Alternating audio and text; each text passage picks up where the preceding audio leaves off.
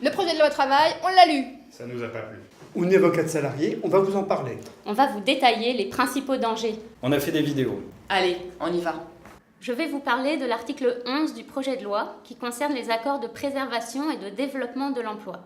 On vous a beaucoup parlé de l'inversion de la hiérarchie des normes, en réalité surtout la mise en cause du principe de faveur. Cet article-là, c'est peut-être la pire atteinte au principe de faveur. Jusqu'à présent, lorsque le contrat de travail était plus favorable qu'un accord collectif, c'était toujours le contrat de travail qui primait. Avec ce projet de loi, un employeur pourra essayer de faire signer au syndicat un accord qui modifie les contrats de travail des salariés de manière moins favorable et que ça s'impose aux salariés. Il pourra par exemple augmenter la durée du travail sans augmenter les salaires. Il pourra supprimer des congés, il pourra supprimer une prime annuelle par exemple. La seule limite, c'est qu'il ne peut pas baisser la rémunération mensuelle. Mais la rémunération mensuelle, pour l'instant, on ne sait pas ce que ça veut dire, ce sera fixé par décret. Alors, que se passera-t-il ? L'employeur dira, écoutez, il faut signer un accord comme ça, parce que sinon, je serai obligé de faire un grand licenciement économique. Ou alors il dira, vous êtes tous surchargés de travail en ce moment.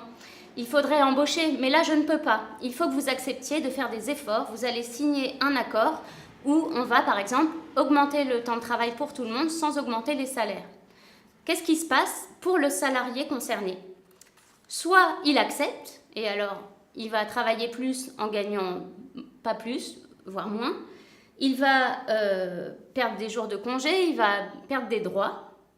Ou alors il va refuser, et s'il refuse, il sera licencié. Ce ne sera même pas un licenciement pour motif économique. Et surtout, le texte prévoit que le licenciement reposera sur une cause réelle et sérieuse. Ça veut dire que le salarié ne pourra même pas contester son licenciement au prud'homme. Les députés ont un tout petit peu amendé le projet de loi initial, mais ça ne changera presque rien. Par exemple, on nous dit que l'accord peut prévoir les efforts que les dirigeants feront de manière proportionnée aux efforts demandés aux salariés. Il peut le prévoir, mais ce n'est pas obligatoire. De la même manière, on nous dit que les organisations syndicales pourraient être assistées d'un expert comptable pour faire ce diagnostic partagé qui conduit à signer cet accord. Mais un diagnostic sur quoi ? Pour dire que l'employeur ne souhaite pas embaucher, qu'il ne le fera que si les salariés baissent leur durée du travail ou perdent leur 13e mois. Je ne vois pas en quoi l'expert comptable intervient là-dedans. On nous dit qu'un bilan annuel sera effectué sur l'application de cet accord. Mais ça ne change rien parce qu'il n'y a pas de sanction prévue.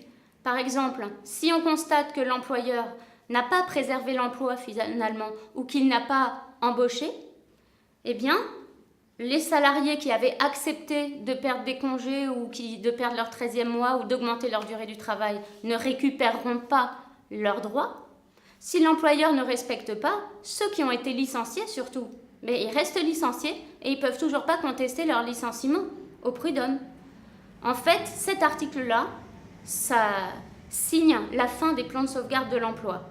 Les plans de sauvegarde de l'emploi, c'était là pour protéger les salariés, pour éviter les licenciements, pour les accompagner en cas de licenciement et surtout, il fallait un vrai motif économique. Là, l'employeur pourra convaincre les syndicats de signer en leur faisant du chantage à l'emploi et s'il y parvient, eh bien, les salariés n'auront d'autre choix que d'accepter ou d'être licenciés sans pouvoir contester leur licenciement.